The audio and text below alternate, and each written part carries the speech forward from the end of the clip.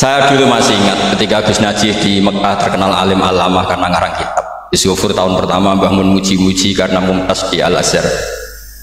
Jadi beliau-beliau ini heboh karena karir akademiknya. Kalau Gus Amin karena ngelepas kambing di musola.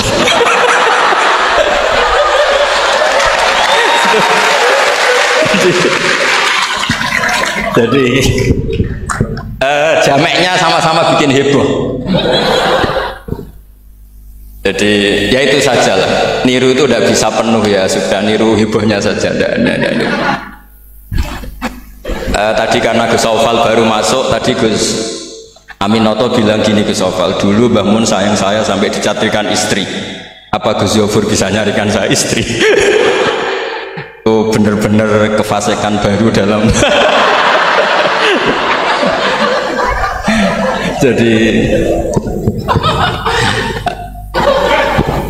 Jadi kita rileks saja karena ini apa ya, guyon itu bagian dari ibadah kelas tinggi.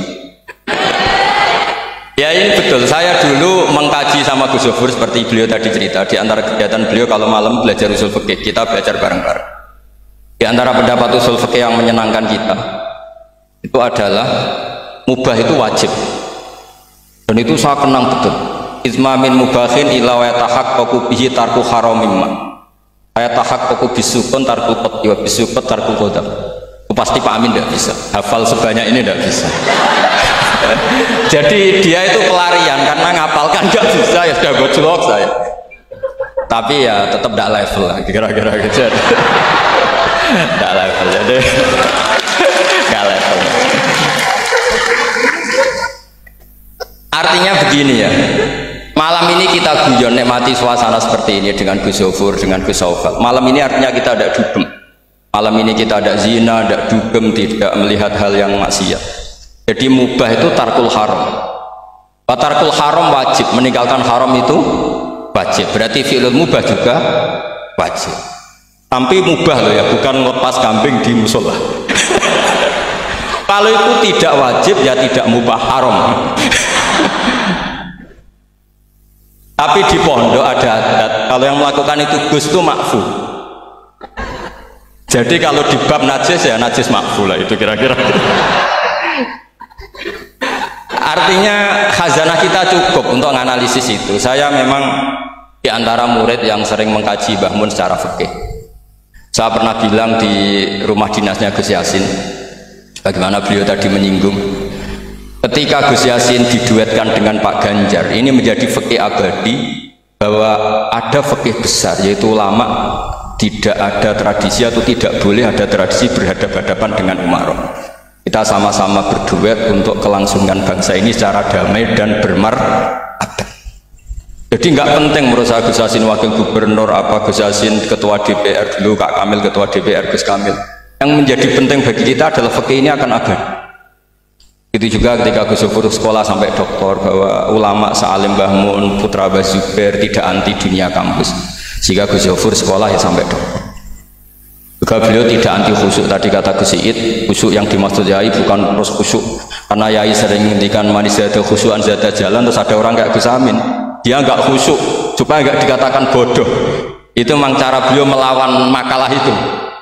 Kalau beliau khusyuk kan nanti zada apa? Jalan, maka pura-pura ada khusyuk, selain itu fakta terus ya sudah jadinya seperti itu. Saya itu sering meneliti fikihnya Mbah Mun, mulai yang tadi. Saya masih ingat ketika Yai mau ketemu Bu Mega ketika mau haji. Yai tindak Jumat, ketemu Bu Mega itu Sabtu, beliau terbang Ahad. Di antara yang dihentikan ke santri-santri, kira-kira gini maknanya, besok saya ketemu Ibu Mega dan ini bagus supaya Indonesia damai karena ulama dan umaroknya ini satu kombinasi antara nasionalis dan religius. Beliau itu paling menghindari kalau Indonesia chaos, kemudian ada dosa yang dulu batu. Kalau chaos itu mungkin potensinya saling bunuh, saling apa. Sehingga ketika melihat Mbah Mun ketemu Mega itu pikiran pertama saya adalah sabkut bima, jangan sampai terjadi.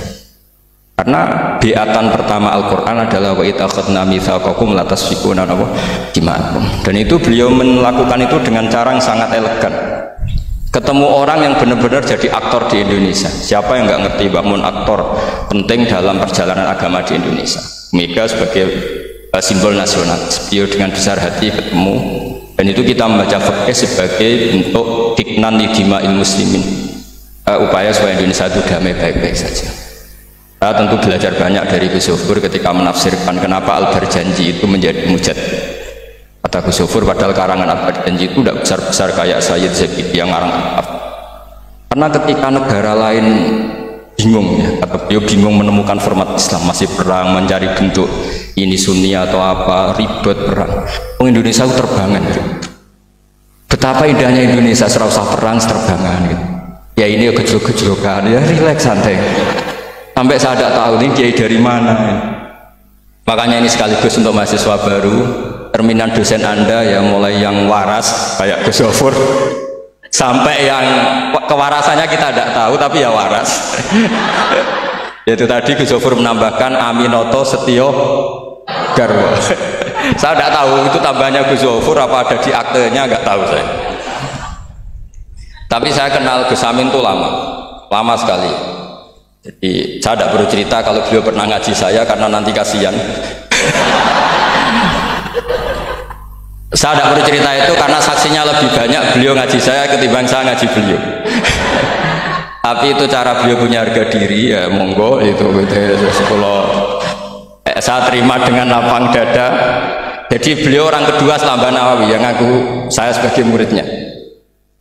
Tapi saya mau cerita yang agak serius, ini 5 menit tentang fikihnya Mbah Mun.